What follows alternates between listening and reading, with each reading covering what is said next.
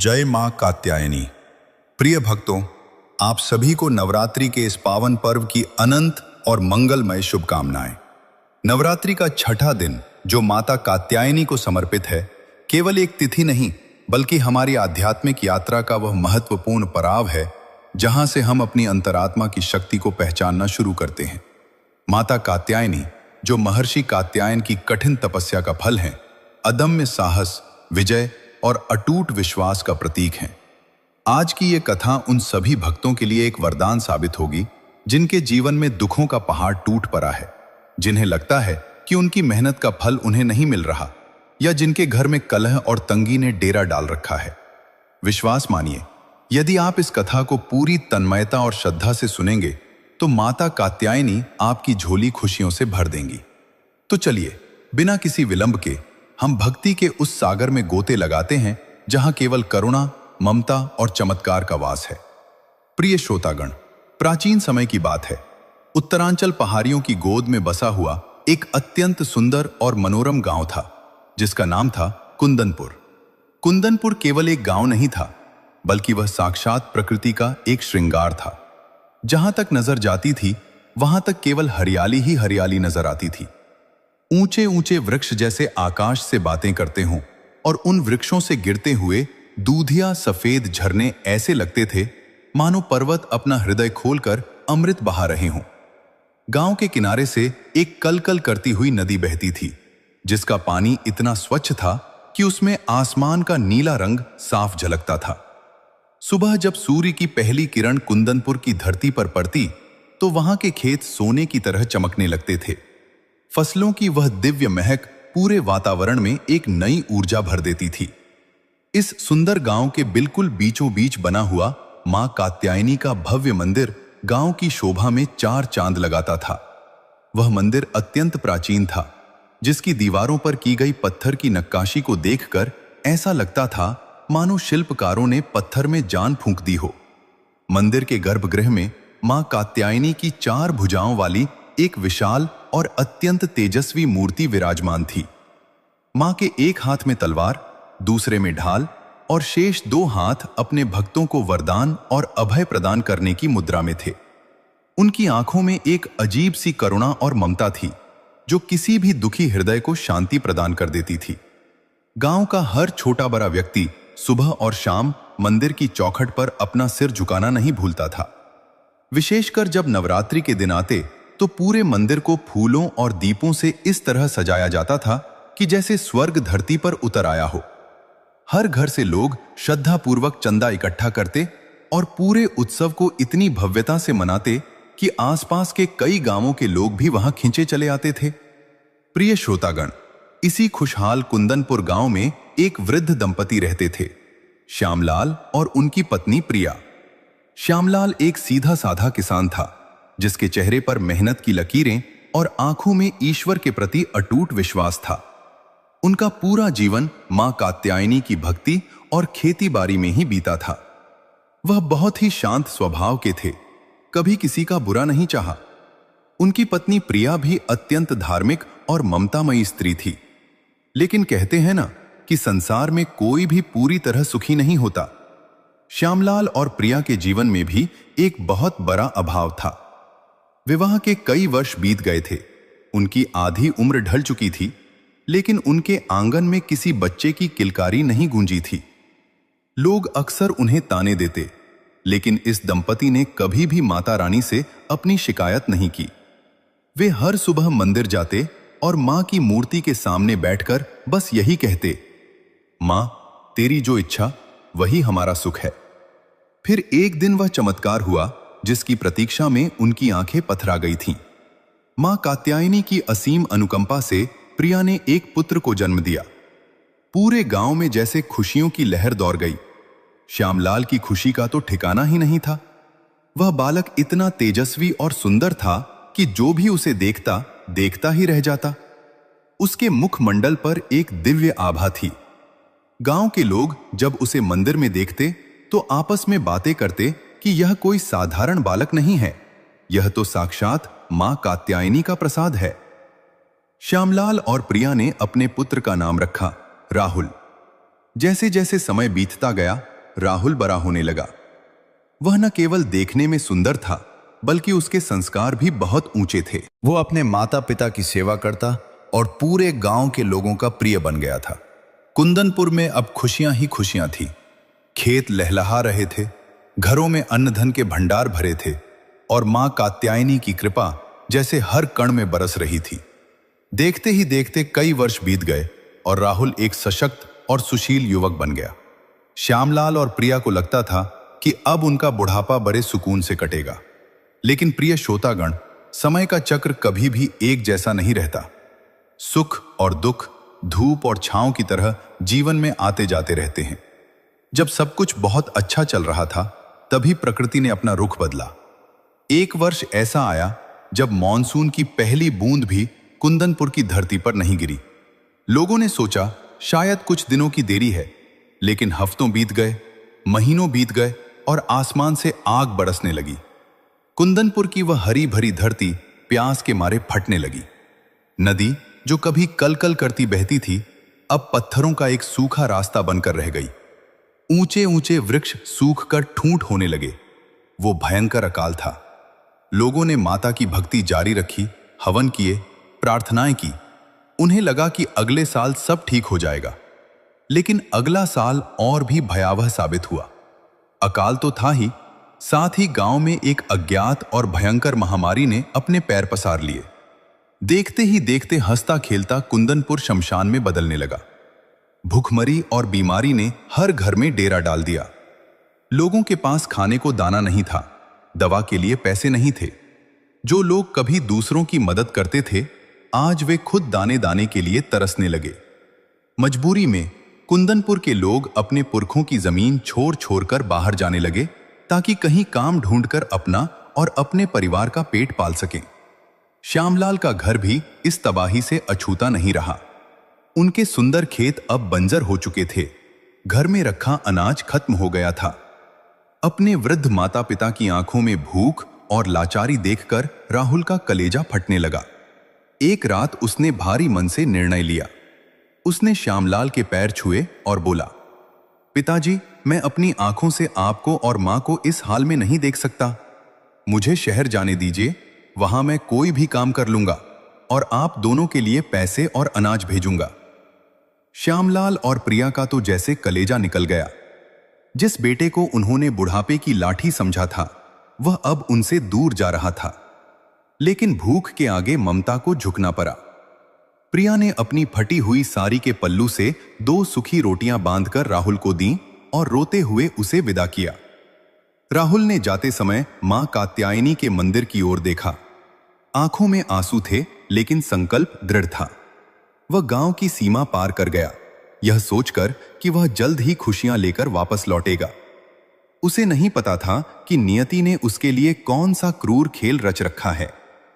प्रिय श्रोतागण, राहुल भारी मन और आंखों में आंसू लिए कुंदनपुर की धूल भरी पगडंडियों को पीछे छोड़कर शहर की ओर निकल पड़ा। उसके पास न तो कोई विशेष धन था और न ही शहर में कोई जान पहचान। बस एक अटूट विश्वास था मां कात्यायनी पर और अपने माता पिता के प्रति अगाध प्रेम। कई दिनों की पैदल यात्रा के बाद जब वह एक बड़े शहर की सीमा में दाखिल हुआ, तो वहां की चकाचौंध और भाग दौड़ देखकर वह दंग रह गया।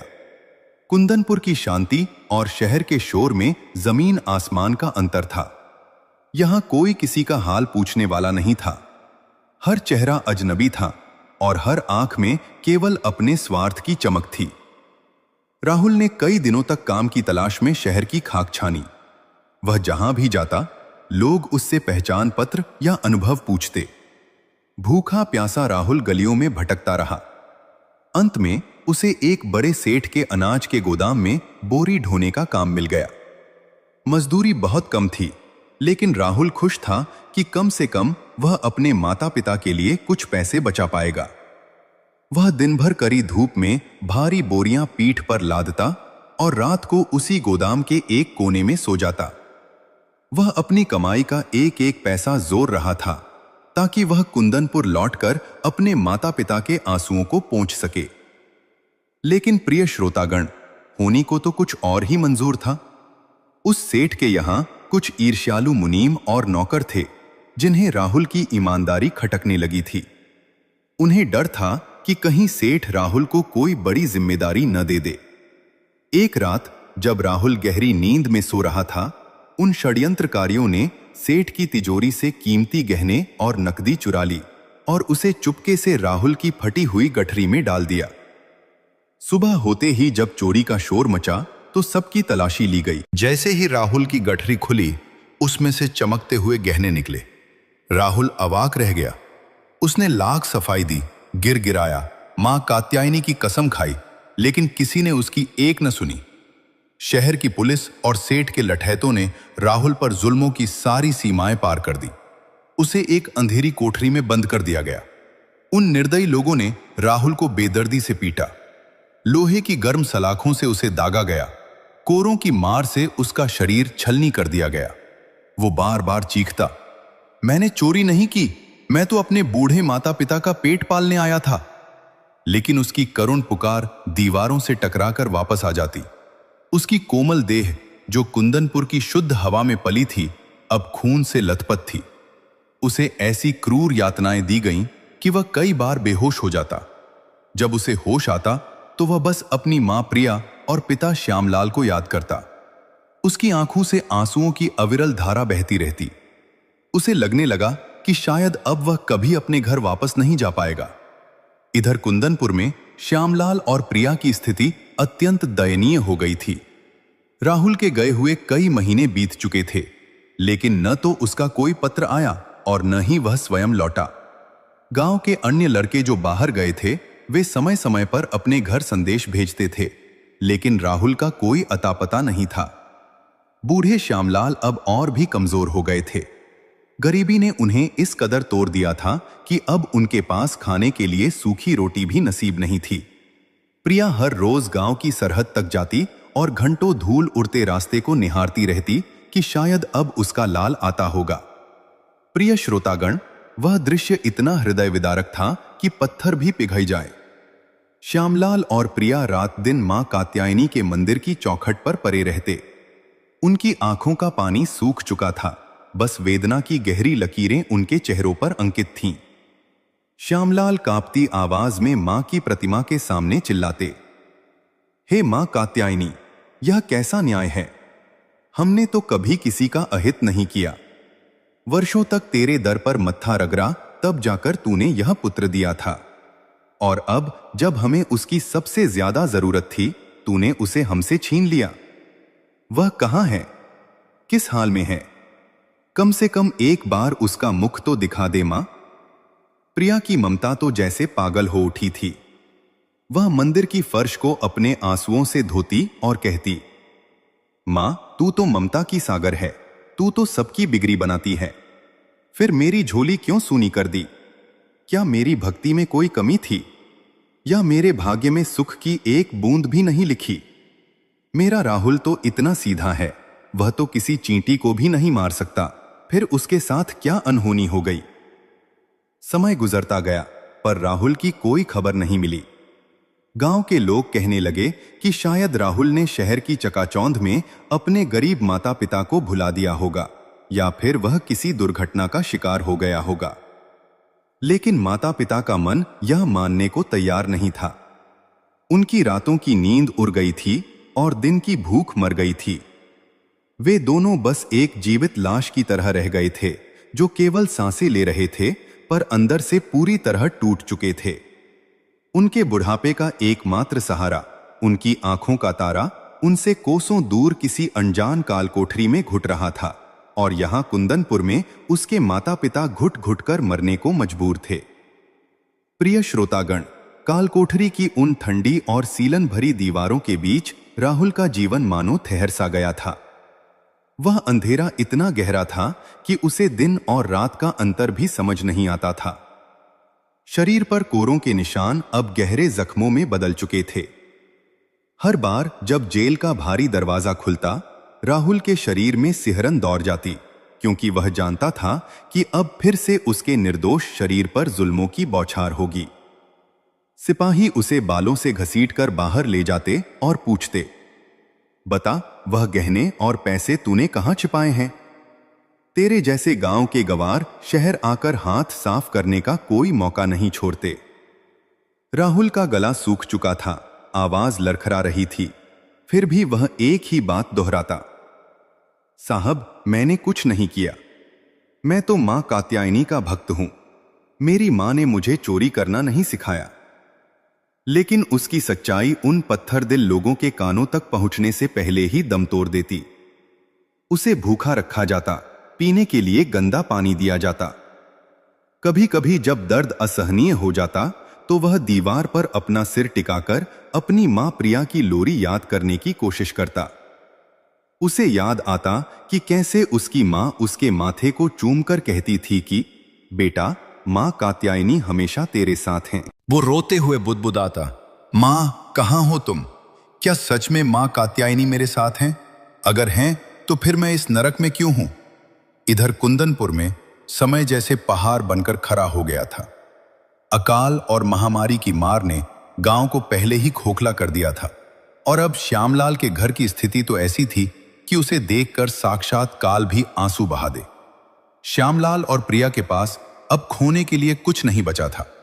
उनकी जमीन गिरवी रखी जा चुकी थी, घर के बर्तन तक बिक चुके थे ताकि वे राहुल की खोज में किसी को शहर भेज सकें। लेकिन जो भी गया वो खाली हाथ लौटा। प्रिय श्रोतागण, एक मां का हृदय कैसा होता है ये प्रिया को देखकर समझा जा सकता था। वो अब न कुछ बोलती थी न कुछ खाती थी। उसकी आंखें बस मंदिर के रास्ते पर टिकी रहती। कभी कभी वो पागलपन की स्थिति में पहुंच जाती और घर के खाली आंगन में राहुल को पुकारने लगती। राहुल, देख बेटा, तेरी पसंद की खीर बनाई है, जल्दी आजा। देख तेरे पिताजी थक कर आए हैं, उनके पैर दबा दे। फिर अचानक जब उसे होश आता कि राहुल तो यहां है ही नहीं, तो वो दहाड़े मारकर रोने लगती। श्यामलाल उसे संभालने की कोशिश करते, पर वे स्वयं अंदर से टूट चुके थे। उनके चेहरे की झुर्रियां अब और गहरी हो गई थीं और उनकी कमर झुक गई थी।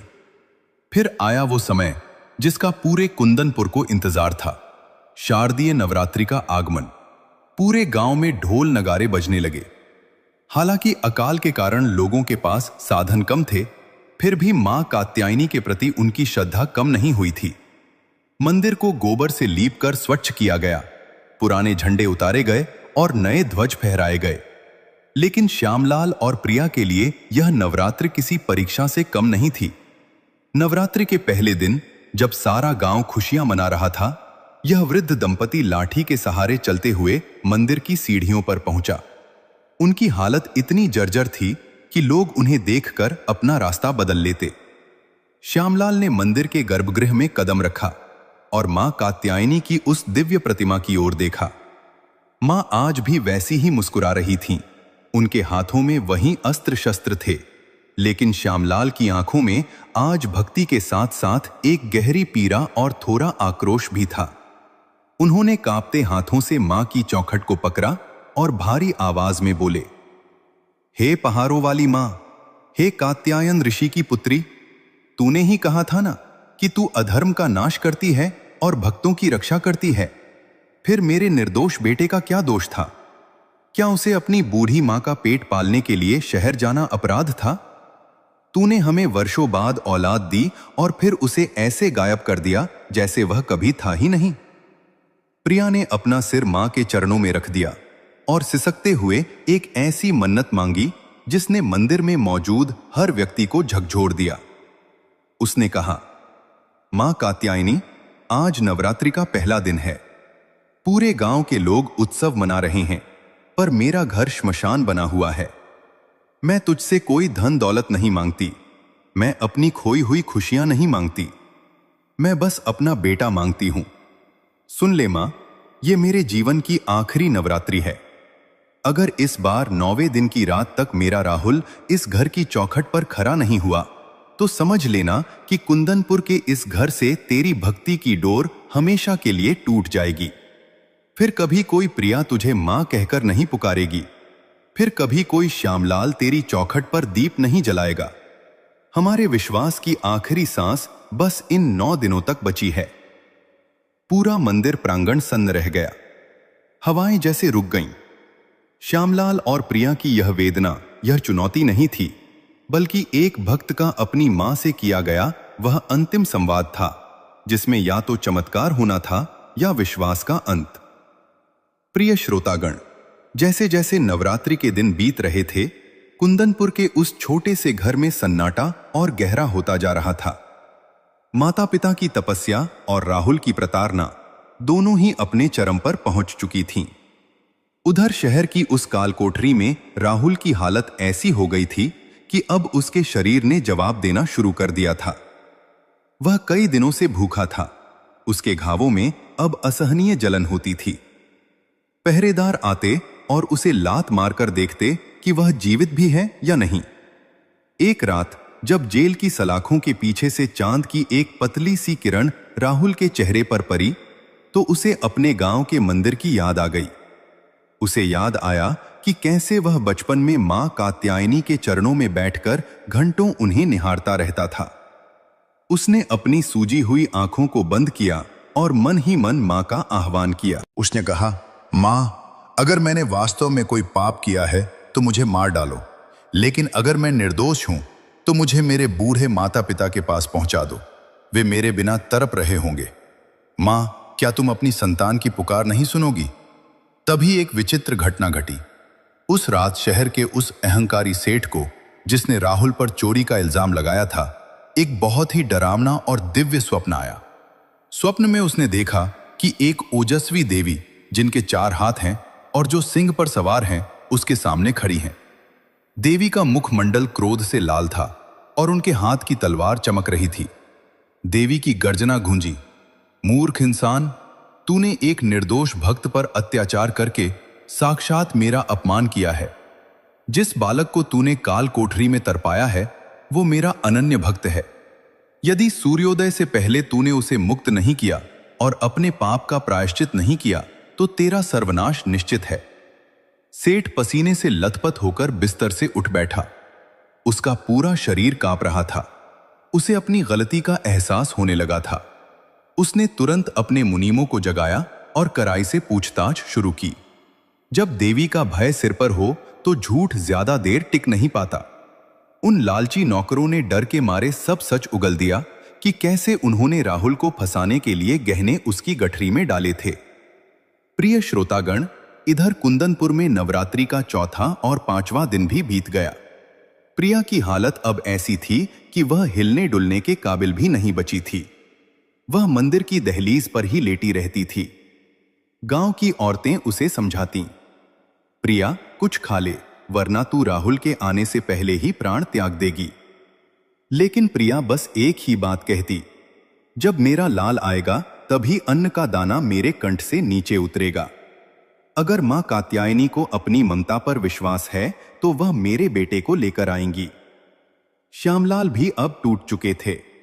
वे मंदिर के दीपक में तेल डालते और उनकी आंखों से आंसू टपककर उस तेल में मिल जाते। गांव में लोग अब कानाफूसी करने लगे थे कि इन बूढ़ों की मन्नत कभी पूरी नहीं होगी। अकाल ने पूरे गांव का धैर्य सोख लिया था। लेकिन श्यामलाल और प्रिया के लिए यह केवल एक मन्नत नहीं थी, यह उनके अस्तित्व की लड़ाई थी। उन्होंने निर्णय ले लिया था कि यदि अष्टमी की रात तक कोई खबर नहीं आई तो वे स्वयं को मां के चरणों में अर्पित कर देंगे। शहर में सुबह होते ही सेठ पागलों की तरह जेल की ओर भागा। उसने जेलर के हाथ पांव जोड़कर राहुल को तुरंत रिहा करवाया। जब राहुल काल कोठरी से बाहर आया तो उसकी हालत देखकर सेठ की रूह कांप गई। वह राहुल के पैरों में गिर पड़ा और रोते हुए माफी मांगने लगा। उसने राहुल को नए वस्त्र दिए, उसके घावों पर मरहम लगवाया और उसे ढेर सारा धन और अनाज देने की पेशकश की। लेकिन राहुल ने उस धन की ओर देखा भी नहीं। उसने बस इतना कहा, सेठ जी, मुझे आपका धन नहीं चाहिए, मुझे बस मेरे गांव पहुंचा दो। मेरे माता पिता मेरा इंतजार कर रहे होंगे। आज नवरात्रि का 6ठा दिन है और मुझे अष्टमी की पूजा तक अपने घर पहुंचना ही होगा। प्रिय श्रोतागण, राहुल के शहर से बाहर निकलते ही सूरज अपनी पूरी तपिश के साथ आसमान से आग बरसा रहा था। उसके शरीर पर उन कोरों और गर्म सलाखों के निशान अभी भी ताजे थे, जिनमें से रह रहकर टीस उठती थी। लेकिन राहुल के मन में केवल एक ही धुन सवार थी, कुंदनपुर पहुंचना। उसके फटे हुए जूतों ने साथ छोड़ दिया था और अब उसके नंगे पैर तपती हुई सड़क और नुकीले पत्थरों पर पड़ रहे थे। हर कदम के साथ उसके पैरों से खून की लकीरें बन रही थीं, लेकिन वह रुकने का नाम नहीं ले रहा था। भूख के मारे उसकी अंतड़ियां कुलमुला रही थीं और प्यास से गला सूखकर कांटा हो गया था। रास्ते में पड़ने वाले राहगीर उसे देखते तो कोई तरस खाकर एक घूंट पानी पिला देता, तो कोई उसे भिखारी समझकर आगे बढ़ जाता। राहुल को रह रहकर अपनी मां प्रिया का चेहरा याद आता। उसे महसूस होता जैसे उसकी मां उसे पुकार रही है। वह लड़खड़ाता, गिरता, फिर संभलता और दोबारा चलना शुरू कर देता।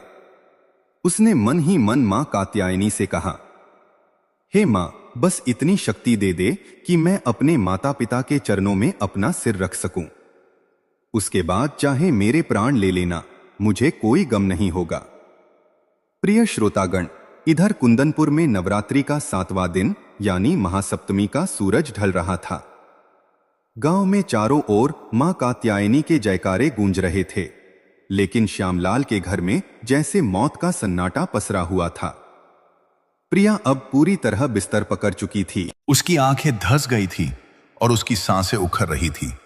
वो केवल एक ही शब्द बुदबुदा पा रही थी, राहुल, मेरा राहुल। श्यामलाल ने उसे सहारा देकर बिठाया और एक चम्मच पानी उसके होंठों से लगाने की कोशिश की, लेकिन प्रिया ने अपना मुंह फेर लिया। उसने कमजोर आवाज में कहा, अब इसकी जरूरत नहीं है।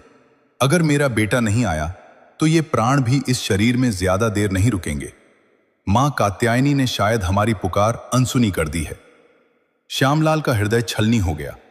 वे लाठी टेकते हुए फिर से मंदिर की ओर चल दिए। मंदिर में भक्तों की भारी भीड़ थी। हर कोई अपनी अपनी मन्नतें लेकर आया था। श्यामलाल मंदिर के एक कोने में जाकर बैठ गए। उनके चारों ओर ढोल बज रहे थे, झांझ और मंजीरों की आवाज गूंज रही थी, लेकिन श्यामलाल को केवल अपनी पत्नी की सिसकियां और अपने बेटे की याद सता रही थी। उन्होंने अपनी धुंधली आंखों से मां की उस विशाल प्रतिमा की ओर देखा।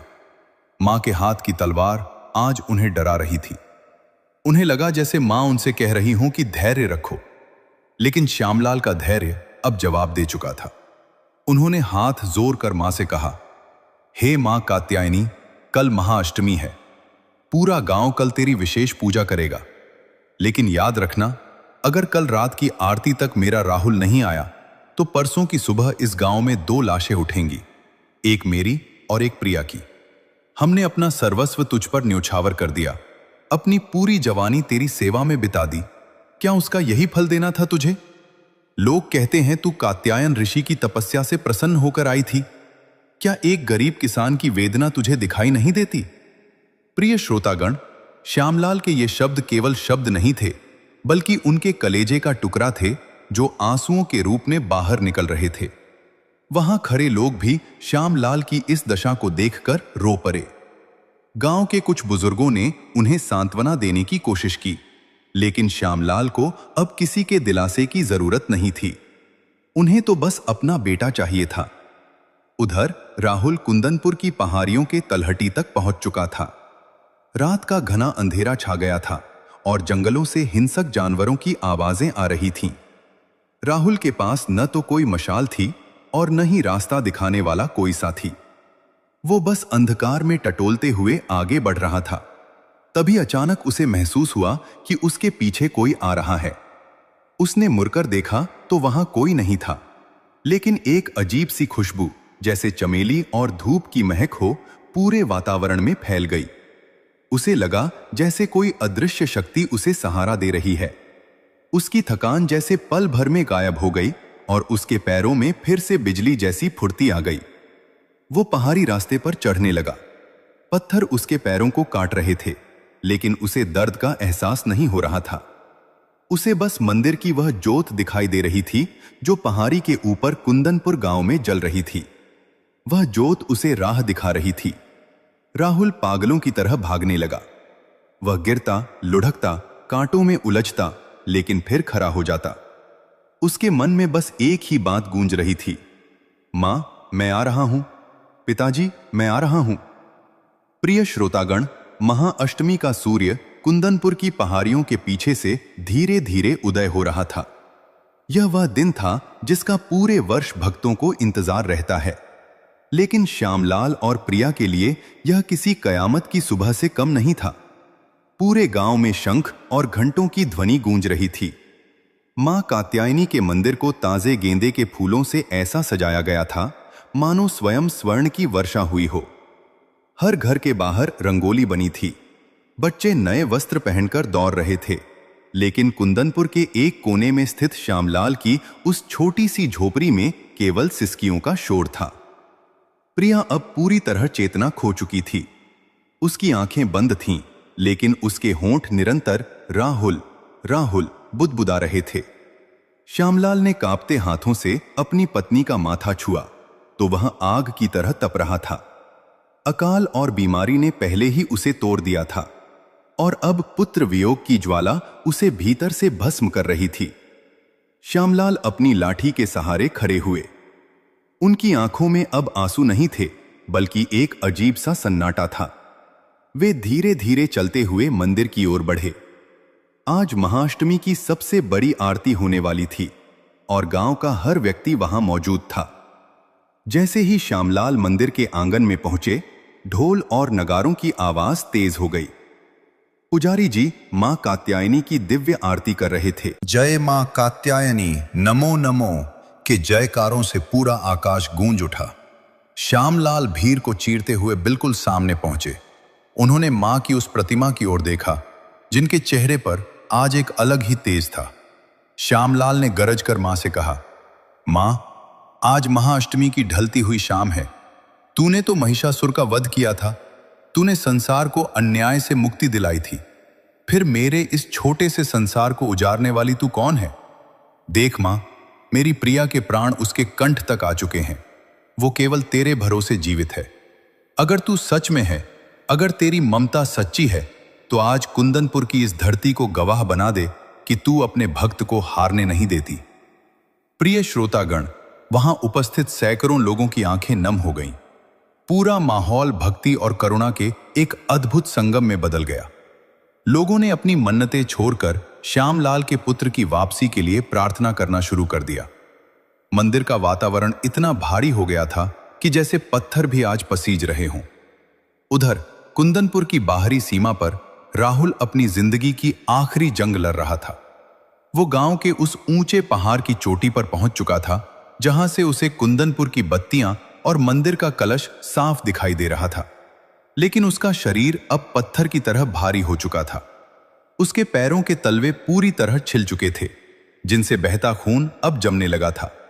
उसे तेज बुखार था और आंखों के सामने अंधेरा छा रहा था। वो घुटनों के बल गिरा और हांफते हुए बोला, मां, बस थोड़ी दूर और, बस थोड़ा सा और। तभी जंगल का सन्नाटा चीरती हुई एक दहाड़ सुनाई दी।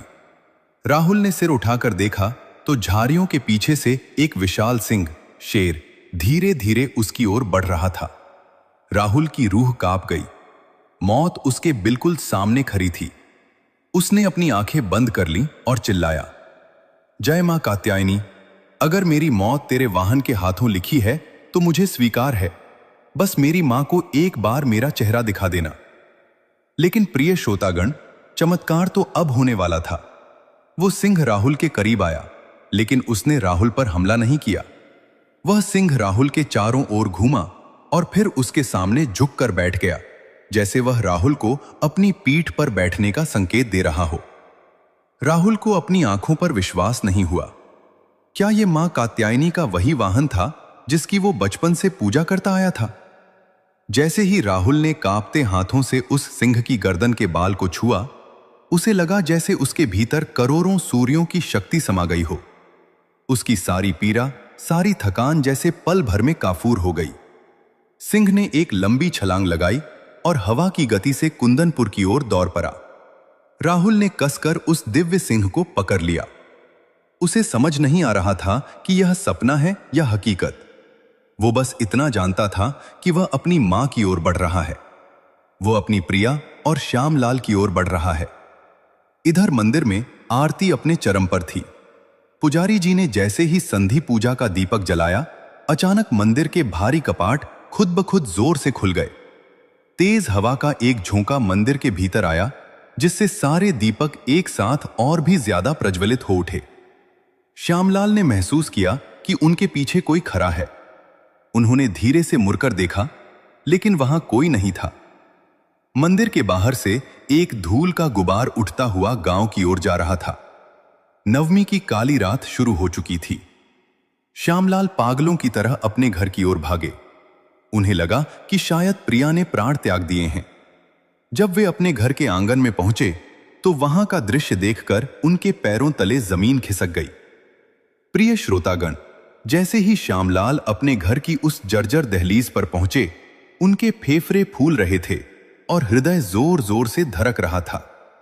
आंगन में चारों ओर एक दिव्य प्रकाश फैला हुआ था, जिसे देखकर श्यामलाल ठिठक गए। उस अंधेरी रात में भी उनके घर के भीतर से चमेली और कपूर की वैसी ही महक आ रही थी जैसी मंदिर के गर्भगृह से आती थी। उनके कांपते हुए हाथ जैसे ही दरवाजे की सांकल पर पड़े, भीतर से एक सिसकती हुई लेकिन जानी पहचानी आवाज सुनाई दी। मां, ओ मां, आंखें खोलो मां, देखो तुम्हारा राहुल आ गया है। श्यामलाल की लाठी उनके हाथ से छूटकर गिर पड़ी। वे बदहवास होकर कमरे के भीतर दौड़े। वहां का दृश्य देखकर उनकी आंखों से आंसुओं का सैलाब उमड़ पड़ा। फटे पुराने और खून से लथपथ कपड़ों में राहुल अपनी मां के बिस्तर के पास घुटनों के बल बैठा था। उसके चेहरे पर काल कोठरी की प्रताड़ना के निशान थे। उसके हाथों में बेरियों के गहरे घाव थे, लेकिन उसकी आंखों में अपनी मां के लिए जो तड़प थी वो संसार की हर पीड़ा से बड़ी थी। राहुल अपनी मां के ठंडे पड़ते हाथों को अपने गालों से सटाकर रो रहा था। उसके आंसुओं की गर्म बूंदें जब प्रिया के निर्जीव से चेहरे पर पड़ी तो मानो प्रकृति ने एक लंबी सांस ली। प्रिय श्रोतागण, वो पल साक्षात ममता और भक्ति के मिलन का था। प्रिया, जिसकी सांसें लगभग थम चुकी थीं, जिसके प्राण बस निकलने ही वाले थे, उसने राहुल के स्पर्श और उसके आंसुओं की गर्मी को महसूस किया। उसकी बंद आंखों के कोनों से भी आंसू बहने लगे। उसने बहुत धीरे से अपनी पलकें झपकाईं। उसे लगा जैसे वो कोई सपना देख रही है।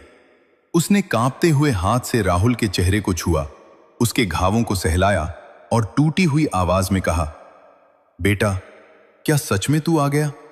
या मां कात्यायनी मुझे अपने पास बुलाने से पहले तेरा चेहरा दिखा रही हैं? राहुल ने अपनी मां को सीने से लगा लिया और दहाड़े मारकर रोने लगा। नहीं मां, मैं आ गया हूं। तुम्हारी ममता और मां कात्यायनी के चमत्कार ने मुझे यमराज के द्वार से खींच लिया है। देखो मां, मैं बिल्कुल ठीक हूं। श्यामलाल भी वहीं बैठकर अपने बेटे और पत्नी को बाहों में भर लिया। उस छोटी सी झोपड़ी में आज दुखों का अंत हो गया था।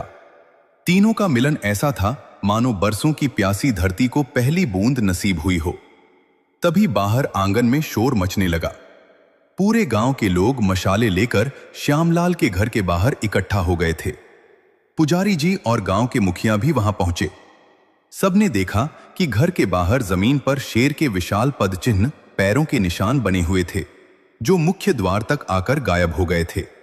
लोग हैरान थे कि इस भयंकर अकाल और सन्नाटे में ऐसा कौन सा जानवर आया था जो राहुल को छोड़ गया। जब राहुल बाहर आया तो उसकी हालत देखकर सबकी रूह कांप गई। उसने सबको अपना वृत्तांत सुनाया, कैसे उसे झूठे इल्जाम में फंसाया गया, कैसे उसे कोरों से पीटा गया और कैसे काल कोठरी में उसे यातनाएं दी गईं। राहुल ने जब उस सिंह वाली बात बताई तो पूरा गांव जय मां कात्यायनी के जयकारों से गूंज उठा। पुजारी जी की आंखों में आंसू आ गए। उन्होंने कहा, श्यामलाल, तेरी भक्ति ने साक्षात जगदम्बा को मजबूर कर दिया। वह सिंह कोई और नहीं, स्वयं मां कात्यायनी की शक्ति थी, जो तेरे बेटे को यम की फांस से छुड़ाकर लाई है। प्रिय श्रोतागण, चमत्कार यहीं खत्म नहीं हुआ। जैसे ही राहुल ने अपने घर के आंगन की मिट्टी को चूमा, वैसे ही आसमान में गरगराहट हुई। जो कुंदनपुर बरसों से बूंद बूंद को तरस रहा था, जहां की धरती प्यास से फट चुकी थी, वहां अचानक मूसलाधार बारिश शुरू हो गई। वह बारिश नहीं थी, वह तो मां कात्यायनी का आशीर्वाद था, जो कुंदनपुर के पापों और दुखों को धोने आया था। देखते ही देखते सूखे हुए झरने फिर से बहने लगे। सूखी हुई नदी में जल का प्रवाह लौट आया और कुंदनपुर की मिट्टी से वही सौंधी खुशबू आने लगी जो कभी उस गांव की पहचान थी। महाअष्टमी की वह रात कुंदनपुर के इतिहास में अमर हो गई। अगली सुबह जब महानवमी का सूरज निकला तो गांव का दृश्य ही बदला हुआ था। श्यामलाल, प्रिया और राहुल तीनों मां कात्यायनी के मंदिर पहुंचे। प्रिया अब पूरी तरह स्वस्थ थी। उसके चेहरे पर मां बनने का गौरव और भक्त होने का संतोष था। राहुल ने मंदिर की सीढ़ियों को साष्टांग प्रणाम किया। पूरे गांव ने मिलकर महायज्ञ किया। उस दिन के बाद से कुंदनपुर में कभी अकाल नहीं पड़ा, कभी कोई महामारी नहीं आई। राहुल ने शहर से मिले उस प्रायश्चित के धन से गांव में एक बड़ा औषधालय और स्कूल बनवाया ताकि भविष्य में किसी और राहुल को मजदूरी के लिए अपना घर न छोड़ना पड़े। यह कथा हमें सिखाती है कि चाहे दुखों का पहाड़ कितना ही ऊंचा क्यों न हो, यदि आपके मन में अटूट विश्वास और मां की भक्ति की डोर मजबूत है तो स्वयं ईश्वर को भी आपके लिए नियम बदलने पड़ते हैं। मां कात्यायनी आपकी हर परीक्षा लेती हैं, लेकिन वह कभी अपने भक्त का हाथ नहीं छोड़ती। प्रिय श्रोतागण, यदि इस मर्मस्पर्शी कथा ने आपके हृदय को छुआ हो तो कमेंट में जय मां कात्यायनी जरूर लिखें। माता रानी आपकी हर मनोकामना पूरी करें और आपके जीवन के दुखों का नाश करें। मां कात्यायनी की असीम कृपा आप पर और आपके परिवार पर सदा बनी रहे। अगर आपको यह कथा पसंद आई हो तो हमारे चैनल को सब्सक्राइब करें, वीडियो को लाइक करें और अपने मित्रों और परिवार के साथ इसे साझा शेयर करना न भूलें। माता रानी आप सभी का मंगल करें। जय मां कात्यायनी, जय माता दी।